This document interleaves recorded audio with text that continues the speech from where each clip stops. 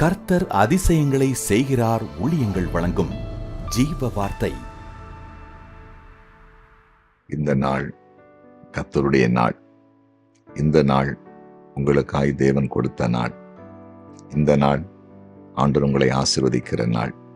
இந்த நாள் உங்கள் வாழ்க்கையில இயேசப்பா சந்தோஷத்தை கொடுக்கிற நாள்.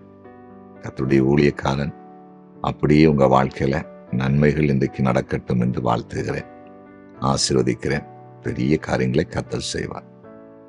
இந்திய ஜீவார்த்தைக்கான வசனம் யோபன் புஸ்தகம் 5வது அதிகாரம் 9வது வசனம்.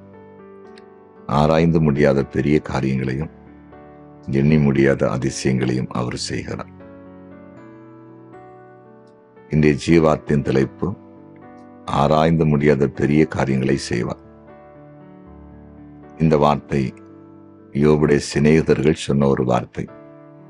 ஆனாலும் இது உண்மையான வார்த்தை. நம்முடைய ஆண்டவர் யார்? பெரிய காரியங்களை செய்கிறவர். பெரிய காரியங்களை செய்வதற்கு வல்லமை உள்ளவர். அவரால் செய்ய முடியும்.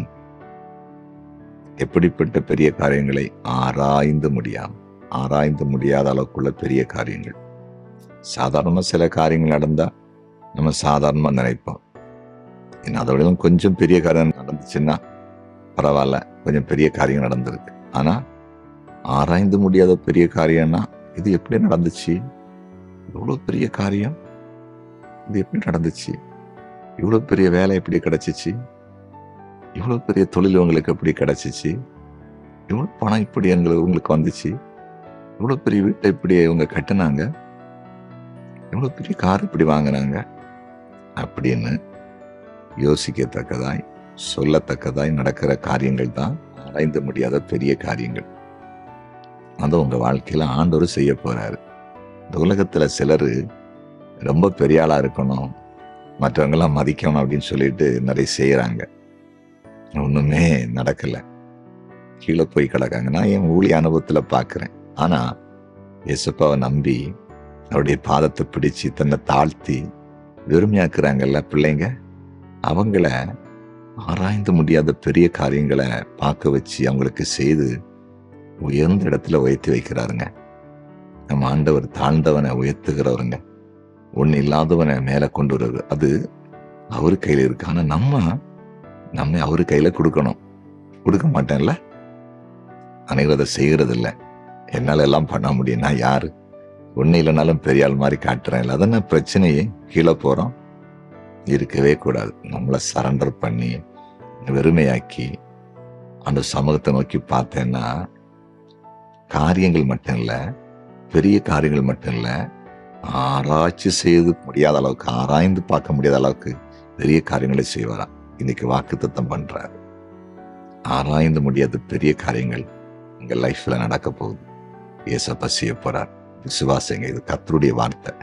தேவ ஊழியக்காரன் உங்களுக்கு சொல்லி கொண்டிருக்கிறேன். இந்த வார்த்தை ஆகும், நடக்கும். ஜெபிப்போமா? ஜெபிக்கலாம். நன்றி தகப்பனே, உம்முடைய பிரசன்னத்துக்காக நன்றி. ஆராய்ந்து முடியாத பெரிய காரியங்களை செய்கிறவரே, இதோ உம்முடைய பிள்ளைகளுடைய வாழ்க்கையில அப்படிப்பட்ட அற்புதங்களை நீங்க செய்யுங்க. உம்மால முடியும். பெரிய காரியங்கள் அல்ல, ஆராய்ந்து முடியாத பெரிய காரியங்கள் நடக்கட்டும். வாழ்க்கையில் சூழ்நிலைகள் மாறட்டும். ஏசப்பா எங்களுக்கு இதையெல்லாம் செய்தார் என்று உங்களுடைய பிள்ளைகள் சாட்சி கொடுக்கட்டும். அதிசயங்களை காணட்டும். இவங்க சுற்றி இருக்கிற மக்களும் இந்த பிள்ளைகளுக்கு, இந்த குடும்பத்திற்கு ஆராய்ந்து முடியாத பெரிய காரியங்களை செய்தார் என்று சாட்சி கொடுக்கட்டும். ஆண்டவரே, இன்றைக்கு பிறந்த நாளை காண்கிற ஒவ்வொருவரையும் உடைய ஊழியக்காரன் வாழ்த்தி ஆசீர்வதித்து ஜெபிக்கிறேன். திருமண நாளை காண்கிற குடும்பங்களை வாழ்த்தி ஆசீர்வதித்து ஜெபிக்கிறேன். பெரிய காரியங்களை காண பண்ணுவீராம். வியாதிப்பட்டவர்களை இப்ப சுகமாக்கும். வியாதிப்பட்டவர்களை சுகமாக்கும். அத்தனை கொடிய நோய்களும் விலகி போகட்டும். எசப்பா கரத்தை வச்சு சுகமாக்குங்க. மரண கண்ணிகள் விலகி போகட்டும். மரண போராட்டம் விலகட்டும். ஒவ்வொரு வீட்டிலும் குடும்பத்திலும் சமாதானம் உண்டாகட்டும். பல வருடமா குழந்தை இல்லாம கண்ணீரோடு இருக்கிற நம்முடைய பிள்ளைகளுக்கு இப்பொழுது அற்புதத்தை செய்திடணும்.